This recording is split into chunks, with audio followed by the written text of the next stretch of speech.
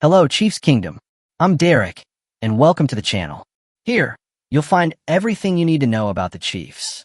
The Kansas City Chiefs are once again making waves this NFL offseason as they look to regroup and reload after a bitterly disappointing Super Bowl loss. But instead of hitting the reset button, the Chiefs are doubling down on familiar faces, strategic contracts, and calculated risks. Moves that could either solidify their path back to dominance or keep them trapped in last season's struggles.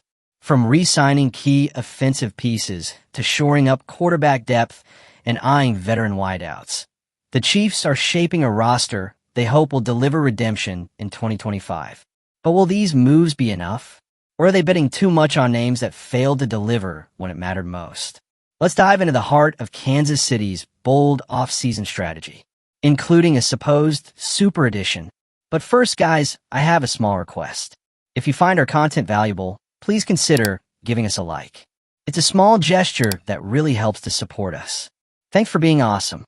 As free agency unfolds, Kansas City's front office is prioritizing continuity, bringing back several of the offensive contributors who were part of last season's highs and lows. In what looks like a deliberate strategy to maintain chemistry while keeping costs low, the Chiefs have re-signed Nick Bolton, Kareem Hunt, Marquise Brown, and Juju Smith-Schuster, all on team-friendly, one-year deals that provide maximum roster flexibility. However, this approach has raised eyebrows across the league. After all, Kansas City's offense sputtered at critical moments, and by retaining so many of the same pieces, the question remains, are they poised for a rebound or simply repeating the same mistakes? Among the re-signees, Kareem Hunt's return might be the most logical. After finishing as the Chiefs' leading running back last season, Hunt will once again pair with Isaiah Pacheco and Elijah Mitchell to form a versatile backfield. His power and vision offer a crucial contrast to Pacheco's explosive running style, giving the Chiefs a dynamic 1-2 punch that could cause headaches for defenses, if utilized effectively. Bringing Marquise Hollywood Brown back into the fold makes sense, especially given the injury-plagued season he endured. Despite limited action, Brown showed flashes of the explosive talent that made him a prize target. With a full offseason to heal and build chemistry with Mahomes, Brown could easily become a key piece in revitalizing Kansas City's air attack, but only if he can stay healthy. The Juju Smith-Schuster question. And then, there's Juju Smith-Schuster, whose return has sparked the most debate. Coming off a disappointing season where he tallied just 18 receptions for 231 yards and 2 touchdowns in 14 games, plus a modest 4 catches for 76 yards in 3 playoff games. Many wonder if Juju's best days are behind him. Yet, Patrick Mahomes reportedly remains confident in his connection with Juju, and on a cheap, prove-it deal, the Chiefs might see this as a low-risk move to keep a veteran presence in the locker room.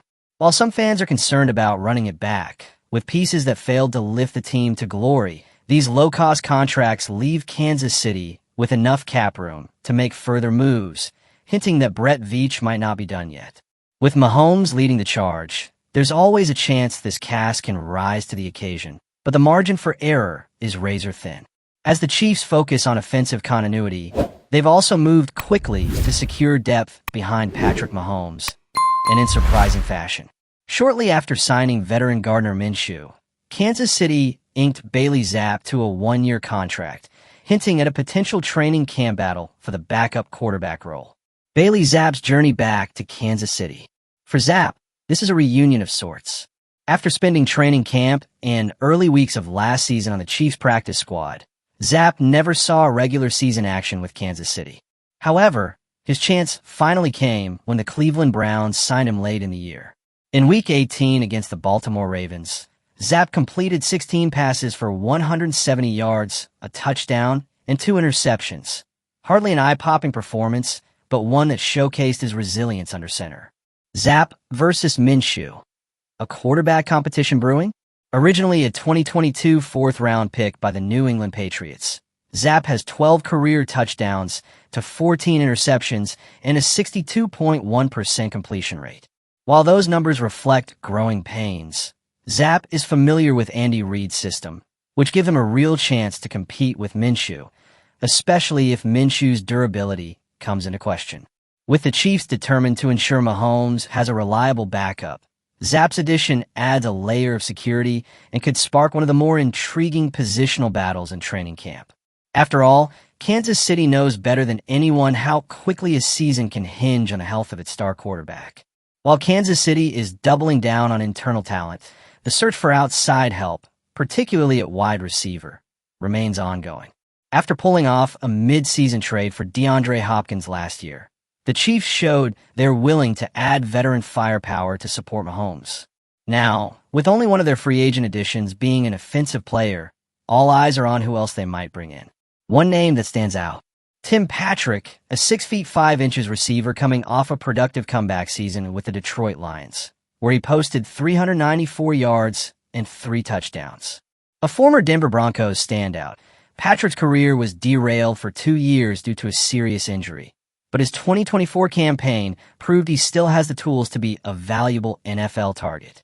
Currently, the Chiefs are relying heavily on Rashee Rice, Xavier Worthy, and Hollywood Brown, a young, dynamic trio with undeniable upside but also serious injury risks.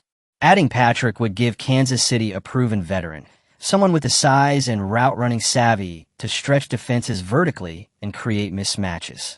Even as a backup, Patrick would be a unique chess piece in Reid's offense, offering something the current roster lacks.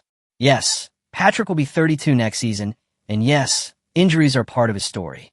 But on a 1-year prove-it deal, his addition could be the kind of low-risk, high-reward move that pushes Kansas City's offense back to elite status.